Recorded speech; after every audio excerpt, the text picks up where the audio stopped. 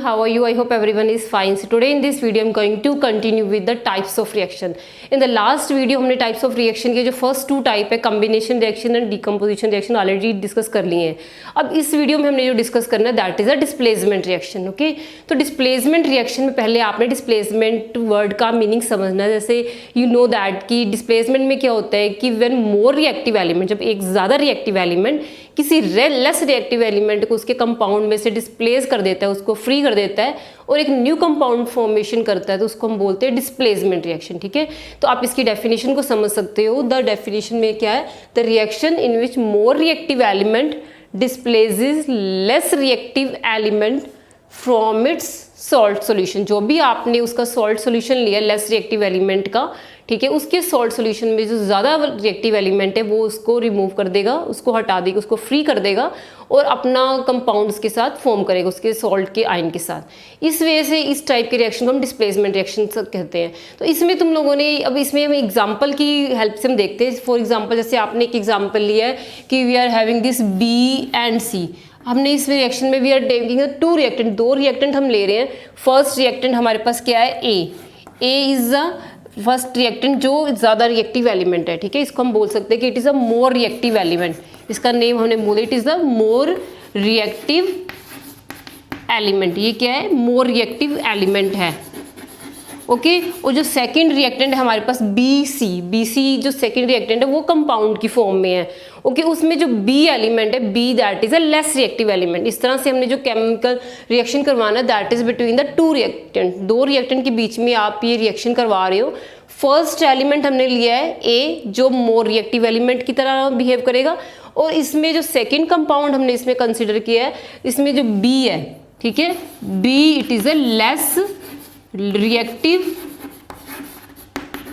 element. This is a less reactive element. इस वजह से हमने इसमें दो रिएक्टेंट ले लिए हैं. ठीक है, अब जो सेकंड रिएक्टेंट है वो एक कंपाउंड है. कंपाउंड का मीनिंग होता है कि it is a one of the ionic compound है that is made up of one cation and one anion. उसमें एक कैटायन और एनायन से मिलके बना है. ये आपके पास एक आयनिक कंपाउंड है. और ये हमने जो ज़्यादा रिएक्टिव एलिमेंट लिया है, जब ये BC के साथ कंपाउंड के साथ रिएक्शन करेगा it will displace this B. ये B को डिस्प्लेस कर देगा और C के साथ बॉन्ड फॉर्मेशन कर देगा. इट मीन्स कि इसने जो लेस रिएक्टिव एलिमेंट है उसको हटा के, ठीक है, इसके जो सॉल्ट सॉल्यूशन का आयन था दैट इज अ C, उसके साथ इसने कंपाउंड बनाया और आपके पास एक न्यू प्रोडक्ट फॉर्मेशन होगी. जो न्यू प्रोडक्ट फॉर्मेशन होगी वो न्यू जो मोर रिएक्टिव एलिमेंट है वो बना रहा है. किसके साथ बना रहा है? C के साथ, क्योंकि B तो था लेस रिएक्टिव, B को उसने डिस्प्लेस कर दिया, हटा दिया. उसके प्लेस पे, ठीक है, इस B के प्लेस पे A ने आके C के साथ बॉन्ड फॉर्म की है. तो आपके पास जो न्यू प्रोडक्ट फॉर्म होके आएगा that is a AC. AC हमारा इसमें न्यू प्रोडक्ट फॉर्म हुआ है. और इसमें जो लेस रिएक्टिव एलिमेंट था B, उसको इसने सेपरेट फ्री स्टेट में कर दिया, दैट इज सेपरेटेड. ठीक है, वो सेपरेट आउट हो गया है. तो इस टाइप के जो हमने एक जनरल सी स्कीम समझी है कि इसमें क्या है कि एक ज़्यादा रिएक्टिव एलिमेंट कम रिएक्टिव एलिमेंट को उसके सॉल्ट के सॉल्यूशन में से हटा देता है और अपना कंपाउंड उसके आयन के साथ फॉर्म कर लेता है. जैसे आपके पास AC एक न्यू प्रोडक्ट बन के आया है, तो इस तरह से आपके पास AC प्रोडक्ट है और जो लेस रिएक्टिव एलिमेंट है B वो सेपरेट आउट हो गया है. तो इस टाइप के रिएक्शंस को आप क्या बोलते हैं? This are the displacement reaction. अब अगर हम डिस्प्लेसमेंट रिएक्शन की बात करें तो डिस्प्लेसमेंट रिएक्शन भी हमारे पास दो टाइप्स के हैं. हमने दो टाइप डिस्कस करनी है. First is the single displacement. ठीक है, तो अगर टाइप्स ऑफ डिस्प्लेसमेंट को नेक्स्ट टॉपिक पे हम आते हैं, टाइप्स ऑफ डिस्प्लेसमेंट रिएक्शंस. अगर टाइप्स ऑफ डिस्प्लेसमेंट रिएक्शन देखें इसमें हमारे पास दो टाइप्स आएंगी. First is the single displacement reaction. Single displacement reaction एक तो हमने करना सिंगल डिस्प्लेसमेंट रिएक्शन, इसमें डिस्कस करेंगे. और सेकंड टाइप जो इसके अंडर हमने डिस्कस करनी है वो है double displacement reaction. Double displacement reaction. Okay, ऐसे जैसे फर्स्ट टाइप में सिंगल डिस्प्लेसमेंट बोल, तो सिंगल डिस्प्लेसमेंट के तुम्हें नेम से ही पता लग रहा होगा कि इसमें जो डिस्प्लेसमेंट होगी आयंस की वो एक ही बार होगी. एक ही एलिमेंट जो है वो दूसरे एलिमेंट को डिस्प्लेस करेगा, ओनली सिंगल टाइम डिस्प्लेसमेंट होगी, ठीक है। और डबल डिस्प्लेसमेंट में जब हम डिस्कस करेंगे तो थोड़ा सा हम पहले मीन्स की स्टार्ट करने से पहले अपने माइंड में एक आइडिया ले लेना, उसकी जो वर्ड होता है उसके वर्ड की मीनिंग को ही समझना है कि डबल डिस्प्लेसमेंट हमें क्या इंडिकेट कर रहा है कि जब डबल डिस्प्लेसमेंट रिएक्शन आएंगे तो उसमें जो डिस्प्लेसमेंट का काम है वो 2 बार होगा, ठीक है। इसमें डबल डिस्प्लेसमेंट 2 टाइम डिस्प्लेसमेंट होगी। तो now we will discuss these single and double displacement को हमने 1 बाय 1 डिस्कस करना है। आई थिंक इतना आपको क्लियर हो गया होगा। Okay, now you can take the screenshot. Displacement reaction के अंदर जो हमने फर्स्ट टाइप डिस्कस करनी है that is a single displacement reaction.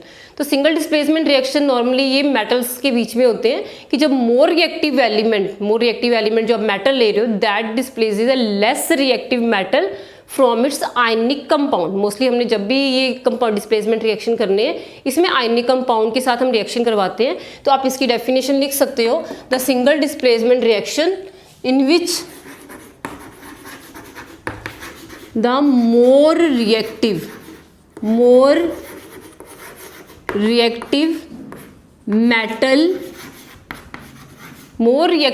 metal displaces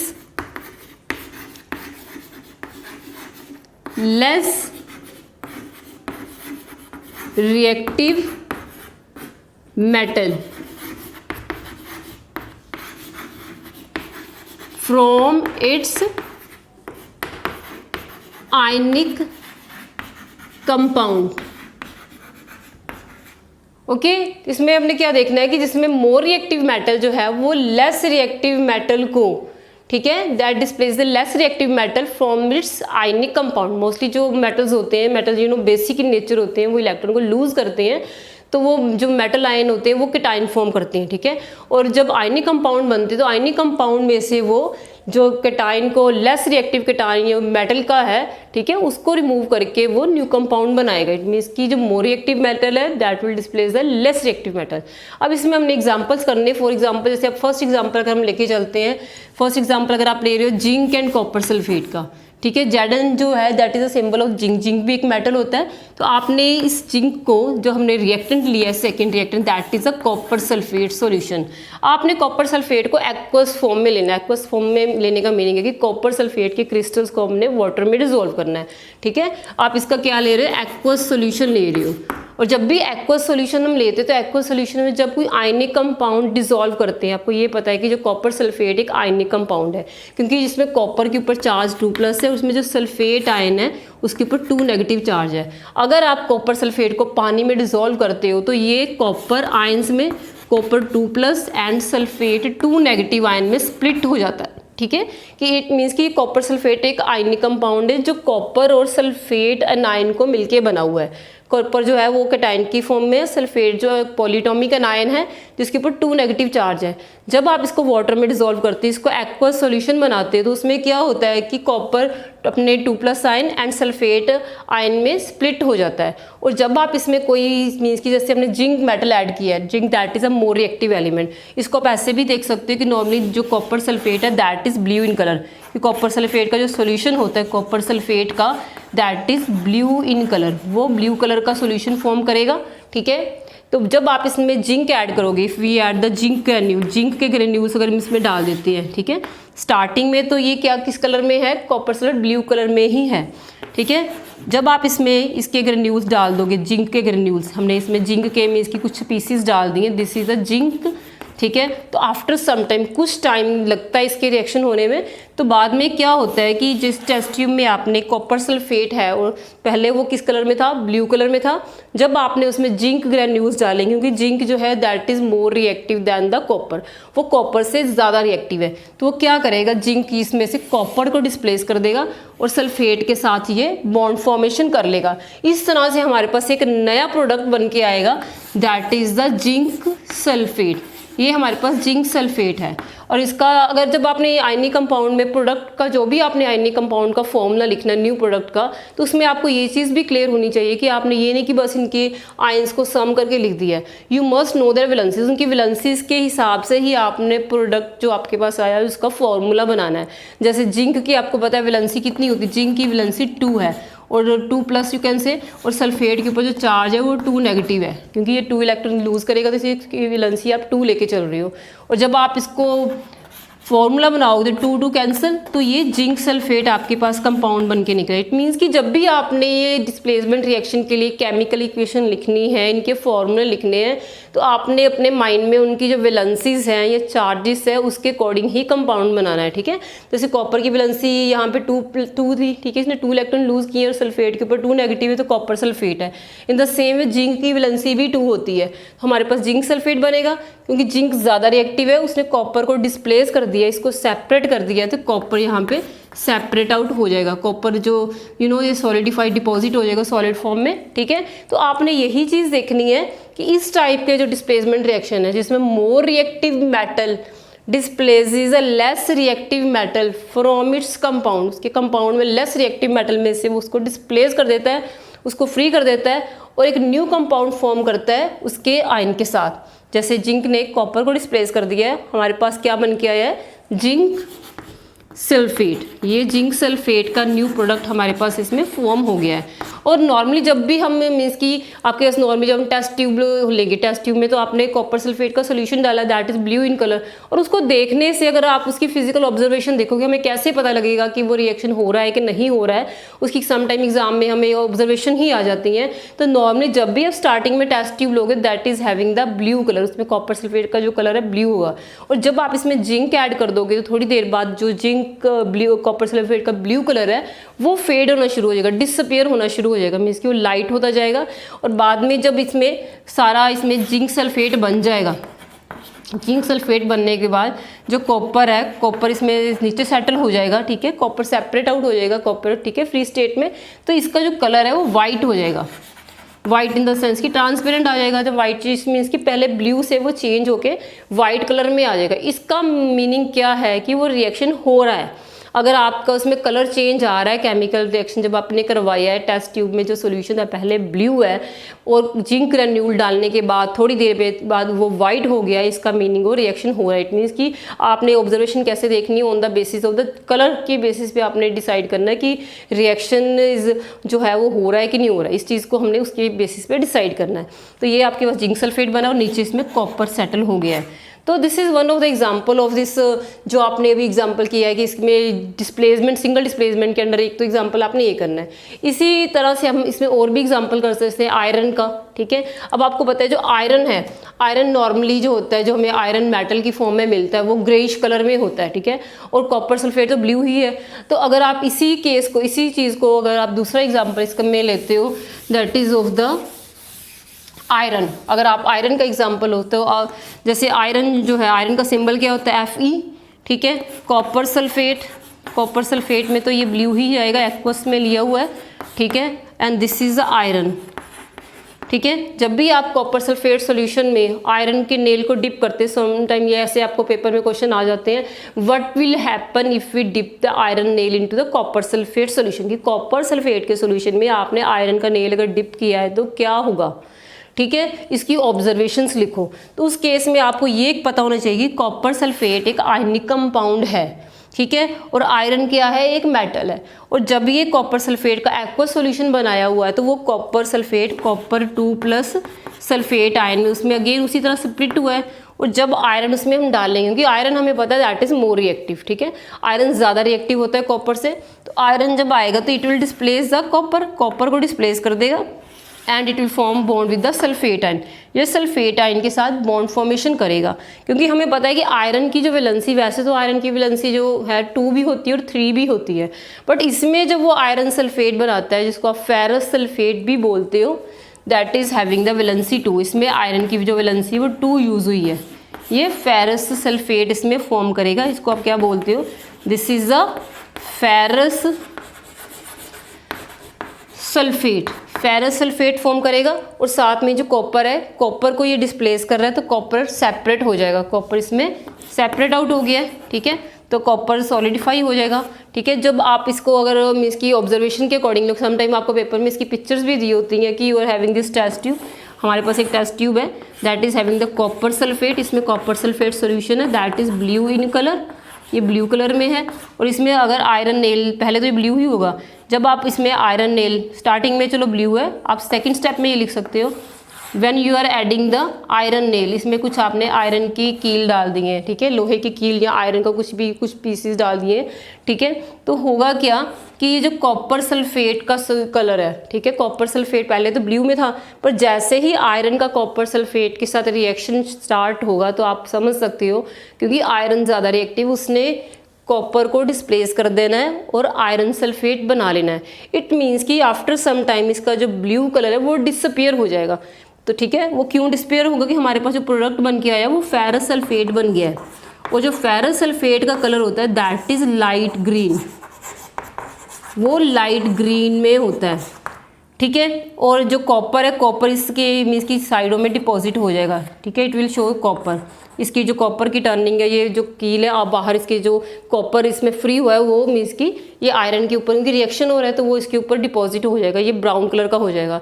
तो इससे हमें ये इंडिकेशन मिलेगी जब ये blue colour light green colour में चेंज हो रहा है, तो इससे हमें क्या पता लगता है कि रिएक्शन इज गोइंग ऑन, और इससे हमें ये भी क्लियर हो रहा है कि जो आयरन है that is more reactive than the copper, वो कॉपर से ज़्यादा रिएक्टिव है, जिसके कारण कॉपर सल्फेट का ब्लू कलर फेड होके चेंज होके अब वो लाइट ग्रीन कलर में आ रहा है। तो लाइट ग्रीन कलर किसका होता है? आयरन फेरस सल्फेट का।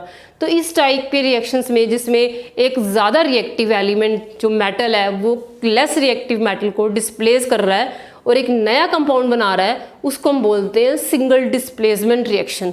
आई होप इतना आपको क्लियर हो गया होगा। बट आपने एक और चीज़ देखनी है कि इसमें जो रिएक्टिविटी सीरीज हम एक लेते हैं, रिएक्टिविटी सीरीज का मीनिंग है कि हम ये कैसे डिसाइड करेंगे भी कौन सा एलिमेंट ज़्यादा रिएक्टिव है और कौन सा एलिमेंट कम रिएक्टिव है, ठीक है। ये जो टॉपिक है कि रिएक्टिविटी सीरीज का, ये टॉपिक आपका नेक्स्ट चैप्टर जो अपने करने हैं मेटल्स एंड नॉन मेटल में पूरा डिटेल में है, तो हम वो ये जो पॉइंट है वो वहाँ पे डिस्कस करेंगे। फिलहाल अपने इसके जो 2-3 एग्जाम्पल है ये अपने माइंड में रखने के, इनकेस आपको पेपर में कोई ऐसा एग्जाम्पल आ जाता है, ठीक है, जिसमें दे कैन आस्क यू कि क्लासीफाई द गिवन रिएक्शन, कि ये जो आपके पास गिवन रिएक्शन है, कोई भी रिएक्शन है, what is the type of the reaction, किस टाइप का रिएक्शन है, कॉम्बिनेशन में आ रहा है, इसमें डिकम्पोजिशन में आ रहे हैं, डिस्प्लेसमेंट में आ, तो आपको ये पता होना चाहिए जिसमें भी सिंगल एलिमेंट कोई आके उसको एक लेस रिएक्टिव एलिमेंट को डिस्प्लेस करके नया कंपाउंड बना रहा है, तो वो हमारा सिंगल डिस्प्लेसमेंट रिएक्शन की कैटेगरी में आ जाएगा। आई होप आपको ये सिंगल डिस्प्लेसमेंट रिएक्शन क्लियर हो गए होंगे, ठीक है। अब हमने नेक्स्ट करने हैं double displacement reaction. So next type of reaction जो हमने डिस्प्लेसमेंट के अंडर करने that is a double displacement reaction. तो डबल डिस्प्लेसमेंट रिएक्शन जैसे नेम से ही क्लियर हो रहा है आपको कि डिस्प्लेसमेंट जो होगी वो 2 टाइम होगी, डबल टाइम होगी, ठीक है। तो इसको समझने के लिए हम जैसे इन जर्नल एक एग्जांपल लेते हैं कि जैसे आपने 2 रिएक्टेंट लिए, एक AB, this is the first reactant, और जो दूसरा रिएक्टेंट है दैट इज अ CD। हमने ये 2 डिफरेंट रिएक्टेंट लिए हैं और दोनों ही आयनिक कंपाउंड की फॉर्मेशन में है, ये दोनों आयनिक कंपाउंड हैं, ठीक है, उस फॉर्म में है। तो AB मीन्स कि जो भी आयनिक कंपाउंड है, पहले आप इस चीज़ को अपने माइंड में रख के चलो कि ionic compound is made up of 1 cation and 1 anion. तो जैसे फर्स्ट आपके जो आयनिक कंपाउंड है इसमें A क्या है, कैटायन, और B एक एनायन है, ठीक है। कैटायन का मीनिंग होता है जो इलेक्ट्रॉन को लूज करता है, एनायन का मीनिंग होता है जो इलेक्ट्रॉन को गेन कर रहा है, ये आयनिक कंपाउंड है। और जो सेकेंड कंपाउंड है ये भी एक आयनिक कंपाउंड है, जिसमें फर्स्ट वाला जो रिएक्टेंट, फर्स्ट एलिमेंट जिसमें शो किया हुआ है, फर्स्ट आयन जो है वो कैटायन की फॉर्म में और सेकंड एलिमेंट जो है वो एनायन की फॉर्म में है। तो इस वजह से आपके पास 2 जो रिएक्टर है दोनों ही आयनिक कंपाउंड हमने इसमें लिए हैं, ठीक है। और ये दोनों क्या है कि they are made up of the cation and anion, ठीक है। और जब आपने ये रिएक्शन करवाना है, क्योंकि हम इसमें बोल रहे हैं कि डबल डिस्प्लेसमेंट है, तो होगा क्या कि जब भी आप इस रिएक्शन को करवाओगे तो मोस्टली हम जब भी रिएक्शन करवाते हैं तो हम ये जो 2 आयनिक कंपाउंड उनको सॉल्यूशन की फॉर्म में लेते हैं। सॉल्यूशन की फॉर्म में इसलिए लेते हैं सो दैट कि जो रिएक्शन है वो अच्छे से हो जाए। जैसे ही आप पानी में एक्वस सॉल्यूशन बनाते हैं, एक्वस सॉल्यूशन का मीनिंग है जैसे ही आपने सपोज फर्स्ट कंपाउंड है AB कंपाउंड, इसको आपने पानी में डाला है, तो वाटर में डालने पे क्या होगा, ये आयन जो A एंड B इतने आयंस में स्प्लिट अप हो जाएगा। ये आयंस में अपने जो आयनिक कंपाउंड है ये अपने कैटायन एंड एनायंस में सेपरेट हो जाएगा, पानी में ये डिजोल्व हो जाएंगे, ठीक है। इन द सेम वे जैसे अपने CD को भी पानी, इसका अलग सॉल्यूशन बनाएगी। We are having 2 test tube, एक में आपने AB ले लिए, ठीक है, एक में आपने CD ले लिया। ये 2 रिएक्टेंट हमने लिए हैं, ठीक है, AB एंड CD। जब आप AB को पानी में डालोगे तो इसमें कौन से कैटायन आयन होंगे, A एंड B, इसमें कौन से होंगे, C एंड D, ओके। और जब आपने इनको मिक्स कर देना, जब आप इसको दोनों को एक ही, सपोज आपने एक बड़ी टेस्ट ट्यूब ले ली, इसमें आपने AB वाला, ठीक है, और ये CD वाला, ठीक है, ये CD, इन दोनों को अगर आप मिक्स कर देते हो, इसमें अगर आप डाल दो, दोनों को मिक्स कर लो, ठीक है, तो इसमें क्या होगा कि जब ions already positive and negative अपने सेपरेट हो गए हुए हैं, तो ये इनके जो आयंस हैं वो आपस में एक्सचेंज हो जाते हैं। अब आप इसको देखोगे कैसे होंगे कि जैसे AB जो है, A का जो कैटायन है, it will make bond with the anion of the second reactant. जो सेकेंड रिएक्टेंट हमारे पास CD है, फर्स्ट रिएक्टेंट का जो कैटायन है वो सेकंड रिएक्टेंट के एनायन के साथ कंपाउंड बना लेगा, बॉन्ड बना के ये एक नया प्रोडक्ट बनाएगा, जो प्रोडक्ट हमारे पास कौन सा बन गया है, AD। ठीक है, जब आप देखें कि फर्स्ट रिएक्टेंट के कैटायन ने सेकंड रिएक्टेंट के एनायन के साथ बॉन्ड बना ली है, इट मीन्स इसने अपना आयन एक्सचेंज कर लिया। ठीक है, इन द सेम वे एक डिस्प्लेसमेंट तो आपकी यहाँ पे हो गई है, AD नया प्रोडक्ट बन के आया है। एट द सेम टाइम अब ये C फ्री हो गया, अब C ने भी तो स्टेबल होना है ना। अब D अगर उसके कैटायन के साथ बॉन्ड बना रहा है, तो C जो इसका कैटायन बच गया है, ठीक है, तो वो क्या करेगा, वो भी स्टेबिलिटी के लिए ये फिर क्या करेगा, फर्स्ट रिएक्टेंट के एनायन के साथ बॉन्ड बना लेगा। इस तरह से ये सेकेंड टाइम डिस्प्लेसमेंट हो गई। ठीक है, तो इसमें 2 बार डिस्प्लेसमेंट होती है। तो अब फर्स्ट प्रोडक्ट आपका बना था AD और सेकेंड प्रोडक्ट बनेगा CB। और ये आपने अपने माइंड में रखना है, जब भी हमने इसके प्रोडक्ट्स लिखने हैं तो कैटायन जो होते हैं, कैटायंस को पहले लिखते हैं, एनायन को बाद में लिखते हैं। उसका भी एक बेसिक रीज़न है कि कैटायन का मीनिंग होता है जो इलेक्ट्रॉन को लूज़ करेगा, ठीक है, एनायंस होते हैं जो इलेक्ट्रॉन को गेन करते हैं। तो ऑब्वियस सी बात है कि जब कोई एक आयन इलेक्ट्रॉन को लूज़ करेगा तभी तो गेन करना पॉसिबल होगा ना। इलेक्ट्रॉन्स हैं ही नहीं, किसी ने लूज़ ही नहीं किए, तो गेन कैसे हो सकते हैं। इस चीज़ को अपने अपने माइंड में रखना है। इसीलिए जब दोनों हमने प्रोडक्ट लिखे हैं, फर्स्ट प्रोडक्ट में फर्स्ट का कैटायन हमने पहले लिखा है, फिर हमने एनायन लिखा है। जो सेकंड प्रोडक्ट है इसमें भी हमने सेकंड रिएक्टेंट का कैटायन पहले लिखा है, फिर हमने इसका जो है ये एनायन आपने लिखना है, इसमें आपने CB आएगा। ठीक है, इसका जो एनायन आपने CB, इस तरह से आपने ये लिखना है। इट मीन्स कि आपके पास ये 2 नए प्रोडक्ट बन के आए हैं। और ओवरऑल अगर आप इसको अच्छे से ऑब्जर्व करो तो इसमें हुआ क्या है कि there is the exchange of ion, कि A ने अपना आयन जो है B को, उसको सेकेंड रिएक्टेंट को देके उसका D जो आयन है वो ले लिया है, और सेकेंड रिएक्टेंट ने इसका जो पहले वाले का जो अपना वाला जो एनायन को छोड़ के इसने फर्स्ट रिएक्टेंट के एनायन के साथ बॉन्ड बना लिए। ओवरऑल इन दोनों रिएक्टेंट्स ने आपस में अपने आयंस को एक्सचेंज कर लिया है। ठीक है, A ने D के साथ बॉन्ड बना लिए और सेकेंड रिएक्टेंट के C ने B के साथ। तो ओवरऑल इसमें नेट कंक्लूजन हम क्या निकाल सकते हैं कि द रिएक्शंस, ठीक है, in which the exchange of ion takes place, इसमें आयंस का क्या हुआ, एक्सचेंज हुआ, exchange of ion takes place between the 2 reactant, कि जो रिएक्टेंट बेटा आपने डाले हैं उनके आयंस में आपस में एक्सचेंज हो गया है। एक्सचेंज होकर आपके पास न्यू प्रोडक्ट फॉर्म हुए हैं। ठीक है, तो इस टाइप के जो रिएक्शन है, ठीक है, the reaction in which exchange of, you can read the definition, the reactions in which exchange of ions takes place, जिसमें आयंस का आपस में एक्सचेंज हो जाता है, उनको हम क्या बोलते हैं, डबल डिस्प्लेसमेंट। डबल इसलिए बोला कि आपने अभी जैसे नोटिस किया कि डिस्प्लेसमेंट भी तो 2 टाइम ही हो रही है ना, तो इसको डबल डिस्प्लेसमेंट भी बोलते हैं। और यू कैन आल्सो से कि इसमें एक्सचेंज मीन्स की एक्सचेंज ऑफ आयंस भी हो रहा है। कई बार हमें पेपर में ऐसे क्वेश्चंस भी आते हैं, what is the difference between the single displacement reaction and the double displacement reaction. तो आप देख सकते हो कि सिंगल डिस्प्लेसमेंट में एक्सचेंज ऑफ आयंस नहीं हुआ था, उसमें क्या हुआ था कि मोर रिएक्टिव एलिमेंट या more reactive metal displaces the less reactive metal from its salt solution. इसमें मोर रिएक्टिव ने लेस वाले को डिस्प्लेस करके नया प्रोडक्ट बना दिया था और लेस रिएक्टिव एलिमेंट को फ्री कर दिया था। बट आपका डबल डिस्प्लेसमेंट में ऐसा नहीं हुआ, इसमें दोनों रिएक्टेंट ने पार्टिसिपेट किया, दोनों ने अपने क्या किए, आयंस को एक्सचेंज कर लिया है, किसी एक ने नहीं किया, दोनों ने ही अपने आयंस एक्सचेंज किए हैं। तो ये आपका मेजर इसमें डिफरेंस है। ये तो हमने एक जर्नल आपने देखा ना, एक जर्नल इसमें एग्जाम्पल लिया है। बट जब आप इसके मीन्स की जैसे एग्जाम में आपको जो क्वेश्चंस आएंगे उसमें डिफरेंट टाइप्स के एग्जांपल्स होंगे, उसमें हमने फोकस करना है। ये तो जर्नल थीम है भी होता कैसे है। ठीक है, तो डबल डिस्प्लेसमेंट के इन जर्नल डिस्कस करने के बाद हमने अब नेक्स्ट टॉपिक जो हमारा है that is the types of double displacement reaction. तो डबल डिस्प्लेसमेंट के अंदर हमने 2 टाइप के रिएक्शन इसमें डिस्कस करेंगे। एक तो है प्रेसिपिटेशन रिएक्शन, दूसरा हमने करना है न्यूट्रलाइजेशन रिएक्शन। ठीक है ना, coming to the first type, जो फर्स्ट टाइप हमने करना है प्रेसिपिटेशन रिएक्शन। ठीक है, जैसे प्रेसिपिटेशन रिएक्शन नेम से ही क्लियर हो रहा है कि इस टाइप के रिएक्शन में प्रेसिपिटेट्स की फॉर्मेशन होगी। पर अब आपने ये समझना है कि प्रेसिपिटेट्स क्या होते हैं, प्रेसिपिटेट हम किसको बोलते हैं।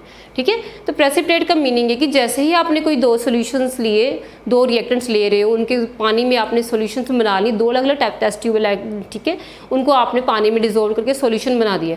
जब उन दोनों को मिक्स कर देते हैं, ठीक है, उन दोनों को आपने मिक्स कर दिया। मिक्स करने पर क्या होता है कि उसमें से जो हमारे पास दो नए प्रोडक्ट बन के आए हैं, उसमें से एक प्रोडक्ट क्या है, वो सॉलिड फॉर्म में बना है, ठीक है, that is in the insoluble solid. वो एक इनसॉल्युबल सॉलिड है जो सॉलिड पानी में डिजोल्व नहीं हो रहा है। तो ऐसा प्रोडक्ट जो सॉलिड फॉर्म में है और पानी में नहीं घुलता, उसको हम बोलते हैं प्रेसिपिटेट्स, ठीक है, इनसॉल्युबल सॉलिड, ठीक है, that can settle on the surface. उसमें टेस्ट ट्यूब में वो सेटल भी हो सकता है, वो सस्पेंडेड फॉर्म में भी हो सकता है, उसको हम प्रेसिपिटेट्स बोलते हैं। तो प्रेसिपिटेट का रिएक्शन का मीनिंग क्या हो गया, यू कैन सी हियर कि these are the reactions in which insoluble solid, इसमें एक इनसॉल्युबल सॉलिड की फॉर्म में प्रोडक्ट फॉर्म होता है जिसको हम क्या बोलते हैं, प्रेसिपिटेट्स आर फॉर्म्ड। वो बनते हैं, कब बनते हैं, ऑन मिक्सिंग टू रिएक्टेंट, जब आपने दो रिएक्टेंट्स को मिक्स किया, मिक्स करने पे हमारे पास प्रेसिपिटेट्स की फॉर्मेशन हो जाती है।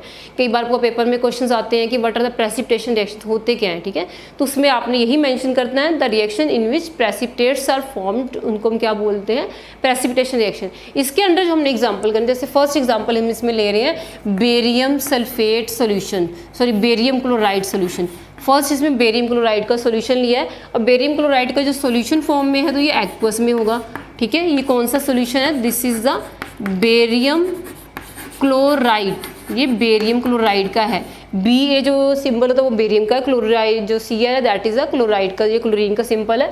तो क्लोरीन इसमें नेगेटिव आयन की फॉर्म में है। और इसके साथ जो सेकेंड रिएक्टेंट है हमारे पास that is the sodium sulphate, ठीक है। तो सोडियम सल्फेट को भी हमने किस फॉर्म में लिया है, एक्वस सॉल्यूशन की फॉर्म में लिया है। ये क्या हो गया, सोडियम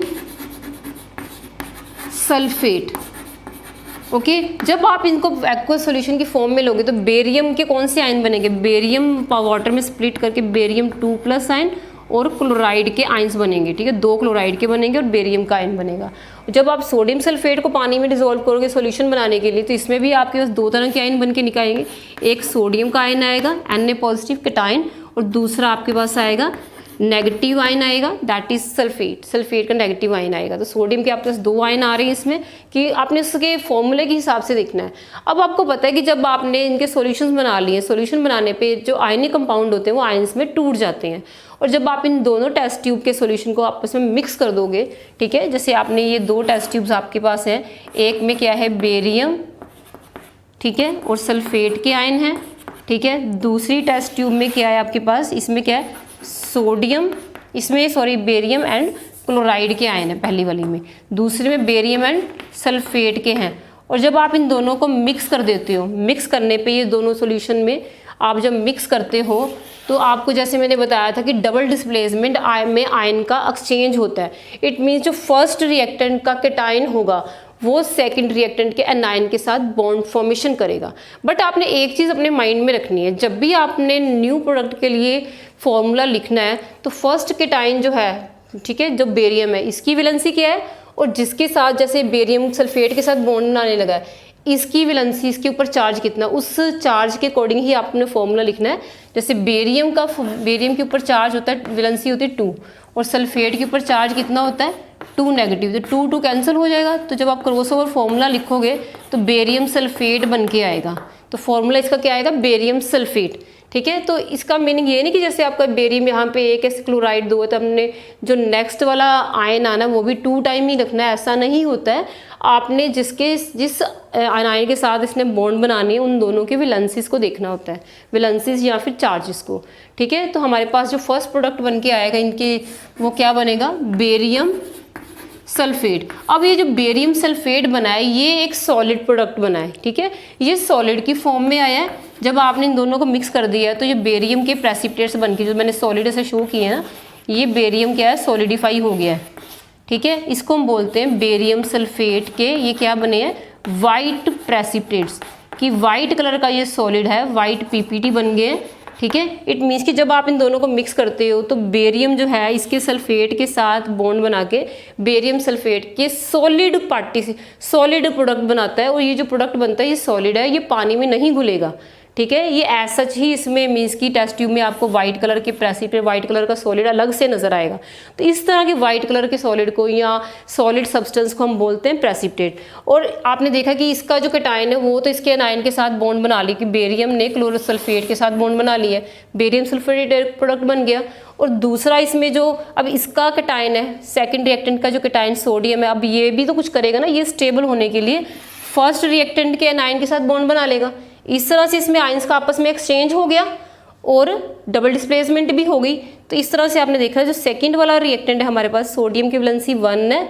सोडियम आपको पता है कि एटॉमिक नंबर 11 है, 281 के हिसाब से इसकी जो वैलेंसी 1 होती है। तो सोडियम की वैलेंसी कितनी होती है? 1। और इसमें जो क्लोरीन है, क्लोरीन की वैलेंसी भी क्या होती है? 1 होती है। तो आपने वैलेंसीज के हिसाब से ही इनके कंपाउंड बनाने, क्लोरीन की वैलेंसी भी 1 होती है। और जब कंपाउंड बनाओगे क्रॉसओवर फॉर्मूले से NaCl बनेगा, तो हमारा जो सेकंड प्रोडक्ट बनेगा that is a sodium chloride. अब आप देखो ये सोडियम क्लोराइड, क्योंकि जो सोडियम क्लोराइड है तो वो टेबल सॉल्ट, कॉमन सॉल्ट हम खाते हैं, तो वो पानी में सोल्यूबल होता है, वो वाइट प्रेसिपिटेट्स की फॉर्म में नज़र नहीं आएगा, तो ये एक्वस फॉर्म में ही सॉल्यूशन निकलेगा। इस तरह से हमारे इसमें दो प्रोडक्ट बने हैं, एक तो सॉलिड फॉर्म में ये प्रेसिपिटेट्स बने हैं और दूसरा ये जो लिक्विड सॉल्यूशन है वो क्या है? NaCl। तो अब आपने एक तो देखना है कि इसमें जब भी वाइट प्रेसिपिटेट्स या कोई सॉलिड सब्सटेंस बनता है वो प्रेसिपिटेट्स होते हैं। और दूसरी बात आपने ये नोटिस करनी है कि जब भी आप दो रिएक्टेंट को मिक्स करते हो तो जो कंपाउंड्स बनते हैं उनके फॉर्मूले जब आपने लिखने तो वैलेंसीज को माइंड में रखना है। जैसे सोडियम, यहाँ पे क्लोराइड आपके 2 आयन थे, बट जब हमारे पास प्रोडक्ट बना है, प्रोडक्ट क्योंकि जो क्लोराइड आयन है वो अब सोडियम के साथ बना रहा है, तो इसमें क्लोराइड का एक ही आयन आया है। तो ये हमने किसके बेसिस पे लिखा है? इसकी वैलेंसीज के हिसाब से, कि जब आपने सोडियम की क्लोराइड के साथ बनाया तो दोनों की वैलेंसी 1 है, तो कटिंग होके NaCl ही आया है। जब बेरियम के साथ क्लोराइड था, क्योंकि बेरियम की वैलेंसी 2 थी, क्लोराइड की 1 है, तो क्रॉस ओवर फॉर्मूले के अकॉर्डिंग BaCl2 बनता है। तो इन चीज़ों को आपने अपने माइंड में रखना है। इसको आप देन बैलेंस भी कर सकते हो। जैसे बेरियम के नंबर ऑफ एटम कितने हैं? 1, यहाँ पे भी 1 है। अब आप इसमें देखो क्लोराइड यहाँ पे 2 है, बट यहाँ पे क्लोराइड के कितने? 1, तो यहाँ पे आपने 2 लगा दिया, ठीक है, इट मीन्स कि क्लोराइड बैलेंस हो गए, बट सोडियम 2 हो गए, सोडियम यहाँ पे भी 2 है। सल्फेट कितने? SO4 1 है, तो यहाँ पे भी 1 है। इस तरह से आपने ये मीन्स की रिएक्शन लिखने हैं। आई थिंक ये फर्स्ट एग्जाम्पल आपको क्लियर हो गया होगा, जिसमें हमने प्रेसिपिटेशन डिस्कस की, बेरियम क्लोराइड को सोडियम सल्फेट के साथ मिक्स किया, तो हमारे पास जो प्रोडक्ट बन के आया वो क्या आया है? Barium sulphate. बेरियम सल्फेट क्या है? वाइट प्रेसिपिटेट्स, वाइट PPT बने हैं हमारे पास इसके, ठीक है। और ये जो साथ में क्या है? This is the sodium chloride. इसी वे से आप इसके और भी एग्जांपल लिख सकते हो। ऐसे नेक्स्ट एग्जांपल आप लिख सकते हो सिल्वर नाइट्रेट का, ठीक है। सिल्वर नाइट्रेट को अगर आप इसमें सिल्वर नाइट्रेट और सोडियम क्लोराइड का लिखो तो वो भी तुम लोग ऐसे ही कर सकते हो। सेकेंड एग्जाम्पल इसमें जो हमारा है that is a silver nitrate, silver nitrate, ठीक है, silver nitrate plus sodium chloride, ठीक है। तो सिल्वर नाइट्रेट यू नो कि सिल्वर की वैलेंसी 1 होती है, नाइट्रेट के ऊपर चार्ज भी 1 है, तो ये फर्स्ट रिएक्टेंट है, ये सोडियम क्लोराइड है। इसमें जो आपके पास पहले अपने आयन्स ही देखने हैं, इसका जो आयन बनेगा सोडियम सिल्वर 1 पॉजिटिव बनेगा, नाइट्रेट कौन सा बनाएगा? Nitrate 1 negative. इसमें भी 2 आयन बनेंगे, सोडियम 1 पॉजिटिव एंड क्लोराइड। आपने बाद में क्या करना होता है? इनके आयन्स को आपस में एक्सचेंज करना होता है, क्योंकि जब भी आपको पेपर में ऐसे रिएक्शंस आएंगे पहले आपने रिएक्टेंट लिख लेने हैं, रिएक्टेंट लिखने के साथ ही आपने इसको स्प्लिट करके उसको आयन्स में लिख लेना कि पॉजिटिव और नेगेटिव आयन कौन से बन रहे हैं। इसी तरह सेकंड रिएक्टेंट के भी लिख लेने हैं। फिर काम सिंपल है, क्योंकि ये दोनों को हम इनको फिर एक्वस फॉर्म में ही ले रहे हैं, दोनों को सोल्यूशन फॉर्म में ले रहे हैं। तो आपने फर्स्ट का जो पॉजिटिव आयन है इसको सेकंड के नेगेटिव आयन के साथ कंबाइन कर देना है। अब इसकी वैलेंसी भी 1 है, इसके ऊपर भी चार्ज 1 है, तो आपका सिंपल ये आ गया सिल्वर क्लोराइड, ठीक है। और अब सिल्वर क्लोराइड जो सिल्वर है तो ये आपका सॉलिड फॉर्म में बनेगा, ये means again white precipitates form होंगे। तो ये जो सिल्वर क्लोराइड बन के आया है silver chloride, this is in the, ये कौन सी फॉर्म में है? ये वाइट प्रेसिपिटेट्स इसमें फॉर्म हो जाएंगे। तो ये भी प्रेसिपिटेशन रिएक्शन की कैटेगरी में ही आएगा। और जो सेकंड प्रोडक्ट बनेगा दैट इज बिटवीन द इस जो आपके पास कैटायन रह गया सेकंड रिएक्टेंट का, वो फर्स्ट रिएक्टेंट के एनायन के साथ बॉन्ड बनाएगा। इसकी वैलेंसी देखो सोडियम की 1 है, 1 पॉजिटिव है, नाइट्रेट के ऊपर चार्ज भी 1 नेगेटिव है, तो दोनों का मेन सेम ही है, तो आप एज सच लिख दोगे सोडियम नाइट्रेट। और ये जो सोडियम का कंपाउंड है ये एक एक्वस फॉर्म में ही रहेगा, ये आपके पास सेकेंड प्रोडक्ट बना है, this is the sodium nitrate. Okay, तो this is a second example of the precipitation reaction. ये प्रेसिपिटेशन रिएक्शन में एक और एग्जाम्पल है आपको जिसमें वाइट प्रेसिपिटेट्स ही बनते हैं। इसी वजह से एक और एग्जाम्पल बड़ा इंपॉर्टेंट है जो एग्जाम में आता है, that is between the lead nitrate. This is very important, काफ़ी बार आ चुका है। लेड नाइट्रेट, जब आप लेड नाइट्रेट को लेते हो, लेड नाइट्रेट जो होता है नॉर्मली ये वाइट कलर में मिलता है, ये वाइट कलर का एक क्रिस्टलाइन पाउडर है, ठीक है, इसको क्या बोलते हैं, लेड नाइट्रेट। जब लेड नाइट्रेट में आप पोटेशियम आयोडाइड के साथ रिएक्शन करवाते हो, के स्टैंड फॉर द पोटेशियम, ये पोटेशियम आयोडाइड, सेकंड हमने जो रिएक्टेंट लिया है that is the potassium iodide. और ये भी कौन सी फॉर्म में, ये भी एक्वा सॉल्यूशन की फॉर्म में है। फिर आपने उसी तरह फॉलो करना है, जैसे लेड नाइट्रेट को जब ब्रेक करोगे तो लेड की वैलेंसी कितनी है, 2।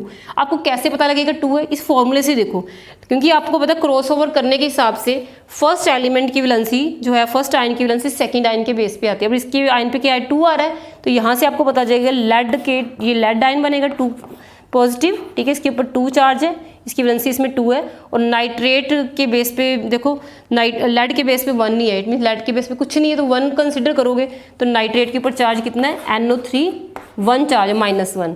पोटेशियम, ये दोनों के ऊपर 1 1 ही है, तो पोटेशियम से 2 बनेंगे एन, पोटेशियम कैटायन 1 पॉजिटिव, आयोडाइड 1। पहले आपने यही करना होता है कि इसको लिखने के बाद उनको आयन में स्प्लिट कर लो। जब आप आयन्स में स्प्लिट कर लोगे तो आपके लिए काफ़ी इजी हो जाता है, इसके बस आयन्स को एक्सचेंज करना होता है। जैसे लेड इसका पॉजिटिव आयन है, कैटायन है, तो ये इसके आयन के साथ बॉन्ड बनाएगा। अब लेड की वैलेंसी 2 है और आयोडाइड की या आयोडीन की बोल सकते हो 1 है ना, तो आप लेड और आयोडीन का जब कंपाउंड बनाओगे तो लेड की वैलेंसी 2 है, आयोडीन की 1 है, तो क्या आएगा, लेड की वैलेंसी आयोडाइड के उसके बेस पे, तो आपके इस कंपाउंड क्या बनेगा, लेड आयोडाइड, कि लेड और आयोडीन के बेस पे 2 आएगा। जब आयोडाइड आयन की फॉर्म में आएगी तो इसके नीचे आपने 2 लिखना है। तो फर्स्ट आपके पास जो इसमें प्रोडक्ट बन के आएगा that is the lead iodide. अब लेड आयोडाइड जो होता है वो सॉलिड फॉर्म में बनेगा। लेड जो हैवी एलिमेंट है तो ये येलो कलर के प्रेसिपिटेट्स बनाएगा। इसका नेम क्या है, it is the lead iodide. ये लेड आयोडाइड है और ये सॉलिड फॉर्म में है। ये कौन से प्रेसिपिटेट्स बनाएंगे, येलो प्रेसिपिटेट्स, येलो पीपीटी इसमें बनेंगे। और जो सेकंड आपके पास प्रोडक्ट बन के आएगा, अब इसका जो सेकंड रिएक्टेंट का कैटायन है कौन सा है, पॉजिटिव है, क्योंकि फर्स्ट लेड ने तो आयोडीन के साथ बॉन्ड बना ली ना। अब जो पोटेशियम है वो नाइट्रेट के साथ बॉन्ड बनाएगा, तो पोटेशियम इसका कैटायन सेकंड रिएक्टेंट का और फर्स्ट रिएक्टेंट का एनायन, ये क्या बन, दोनों की वैलेंसी 1 1 है, ठीक है। तो आपके पास क्या है, KNO3 पोटेशियम नाइट्रेट, तो ये एक्वस फॉर्म में रहेगा, ठीक है। तो इस चीज़ को आपने नोटिस कर लेना कि ये अब आपके पास एक एक्वस फॉर्म में है, ये क्या है, पोटेशियम नाइट्रेट है, this is the potassium nitrate. इस वजह से ये सारे एग्जाम्पल किसके हैं, प्रेसिपिटेशन रिएक्शन की। इसमें बेसिकली क्या हो रहा है, जब भी आप 2 सॉल्यूशन को मिक्स करते हैं रिएक्टेंट्स के, तो आपके पास जो प्रोडक्ट बन के आता है उसमें एक जो प्रोडक्ट है वो सॉलिड फॉर्म में है, ठीक है। उसका कलर जैसे फर्स्ट वाले में सिल्वर क्लोराइड में, सिल्वर आपको पता है जो चांदी होती है वो वाइट कलर की, उसमें वाइट कलर के प्रेसिपिटेट्स बनेंगे। जो लेड है, ठीक है, तो लेड में कौन से कलर के बनेंगे, येलो कलर के। आप ऐसे भी याद रखते हो कि PB लेड, P फॉर पीला, तो P से लेड, पीले प्रेसिपिटेट्स बन रहे हैं। थोड़ा अपने माइंड में कई बार हमको छोटा सा लिंक जोड़ लेना तो फिर थोड़ा जल्दी याद हो जाता है। तो इस तरह से आप इसको याद कर सकते हो कि PB में अब येलो कलर के प्रेसिपिटेट्स फॉर्मेशन हो रही है। तो ये आपके प्रेसिपिटेशन रिएक्शन की एग्जाम्पल है।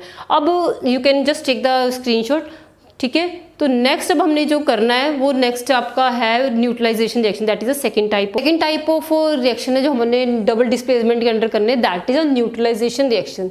न्यूट्रलाइजेशन रिएक्शन जैसे तुम लोगों ने लोअर क्लासेस में भी किया होगा कि जिसमें न्यूट्रलाइज करते हैं, इसमें क्या होता है कि when one acid is react with the base, कि जब भी आप एसिड एंड बेस के बीच में रिएक्शन करवाते हैं तो होता क्या है कि उसमें सॉल्ट एंड वाटर फॉर्म होता है, ठीक है। इसमें सिंपल सी डेफिनेशन है, the reactions in which salt and water in which the acid react with the base, ठीक है, जिसमें क्या होता है कि एक एसिड बेस के साथ रिएक्शन करके सॉल्ट एंड वाटर फॉर्म करता है, उसको हम न्यूट्रलाइजेशन रिएक्शन बोलते हैं। फॉर एग्जांपल जैसे हम सिंपल से एग्जांपल लेते हैं कि सोडियम हाइड्रोक्साइड क्या, it is one of the base. अगर आप इसको हाइड्रोक्लोरिक एसिड में डालते हैं, हाइड्रोक्लोरिक एसिड क्या है, ये भी आपने एक्वस फॉर्म में लिया है, ये भी आपका एक्वस फॉर्म में ही, दोनों आपने वाटर फॉर्म में सॉल्यूशन की फॉर्म में लिए हैं, डिल्यूटेड फॉर्म में है। तो जैसे ही आप ये क्या है, सोडियम हाइड्रोक्साइड है, this is the sodium hydroxide. When sodium hydroxide mix with the hydrochloric acid, ये क्या है, हाइड्रोक्लोरिक एसिड। ओके, अब आप देखो जब आप इसको सोडियम हाइड्रोक्साइड को आयंस की फॉर्म में लिखोगे तो कौन सी आयन बनेंगे, sodium ion plus hydroxide ion, और इसको जोड़ो तो H पॉजिटिव एंड क्लोराइड, ठीक है। अब आपने करना क्या होता है, जो वही बेसिक थीम आपने फॉलो करनी है। इसका जो सोडियम का प्लस आयन है, ठीक है, that will combine with the negative ion of the second reactant. ये सोडियम टू सेकंड रिएक्टेंट जो है क्लोराइड, इसके साथ रिएक्शन करेगा। दोनों की वैलेंसी आप देख सकते हो 1 चार्ज है, 1 पॉजिटिव एंड 1 नेगेटिव। तो हमारा जो फर्स्ट प्रोडक्ट बन के आएगा that is a sodium chloride, ठीक है। अब सोडियम क्लोराइड ये भी एक्वस फॉर्म में ही रहेगा, क्योंकि सोडियम क्लोराइड जो होता है, जो कॉमन सॉल्ट है, पानी में सोल्यूबल है। तो ये एक सॉल्ट फॉर्मेशन हुई है, तो दिस इज द सॉल्ट। इसको आप क्या बोलते हैं, sodium chloride. This is the sodium chloride. और सेकंड आपके पास जो रिएक्टेंट है, सेकंड रिएक्टेंट हमारे पास कौन सा है, hydroxide and H positive of the first. तो इसका सेकंड रिएक्टेंट का कैटायन और फर्स्ट का जो एनायन हाइड्रोक्साइड है, H positive and OH hydroxide को मिला के हमारे पास क्या बनेगा, it will form the H2O, water form करेगा, ठीक है। इस वजह से आप देख सकते हो कि इस टाइप के रिएक्शन में क्या होता है कि जब एक एसिड बेस के साथ रिएक्शन करता है तो करने के बाद इसमें सॉल्ट एंड वाटर फॉर्म होता है। इसमें ये क्या, दिस इज द सॉल्ट, ठीक है। और ओवरऑल हमने जो चीज़ इसमें नोटिस करनी है वो ये है, इसमें भी आयंस का एक्सचेंज ही हुआ है। जैसे हमने डबल डिस्प्लेसमेंट में बोला है कि the reaction in which exchange of ions takes place, तो चाहे ये एसिड और बेस में हुआ है, पर इसकी जो थीम है, इसका जो बेसिक जो इसने रूट फॉलो किया, तो वो तो ऐसी है ना कि ये दोनों आयनिक कंपाउंड है। आयनिक कंपाउंड पहले आयंस में स्प्लिट हुए हैं, बाद में इनके कैटायन और एनायन आपस में एक्सचेंज हो गए हैं। तो ये डिस्प्लेसमेंट तो 2 टाइम ही हुई है ना। पहले सोडियम जो है उसने इसके मतलब सेकंड रिएक्टेंट के एनायन के साथ रिएक्शन किया करके सोडियम क्लोराइड बनाया है, बाद में ये जो सेकंड डिस्प्लेसमेंट इसके बीच में हुई है H पॉजिटिव एंड हाइड्रोक्साइड के साथ। इट मीन्स कि इस वे से आप समझ सकते हो कि न्यूट्रलाइजेशन रिएक्शन जो एसिड और बेसिस के बीच में होते हैं, 2 आयनिक कंपाउंड के बीच में, ये भी एक डबल डिस्प्लेसमेंट रिएक्शन की कैटेगरी में ही आते हैं। तो in this way this is the one of the neutralisation reaction, ये भी आपकी डबल डिस्प्लेसमेंट के अंडर ही आएगा। आई होप ये आपको यहाँ तक क्लियर हो गया हो। So this is all about the double displacement reaction, ठीक है। ये डबल डिस्प्लेसमेंट रिएक्शन में हमने दोनों टाइप डिस्कस कर लिए हैं, ये जो फर्स्ट अपने precipitation reaction and neutralisation reaction. I hope ये आपको क्लियर हो गया होगा। इवन देन कोई अगर आपको लगता है कोई डाउट है तो आप उसको कमेंट बॉक्स में मेंशन कर सकते हो, so that I can take that doubt in the next video, ठीक है। और इसमें जो displacement reaction, single displacement, double displacement, both are very important. इनके बीच में आपने जो डिफरेंस हमने डिस्कस किया वो भी अपने अपने माइंड में रखना है, ठीक है। So thanks for watching this video and do subscribe and share this channel. Thank you.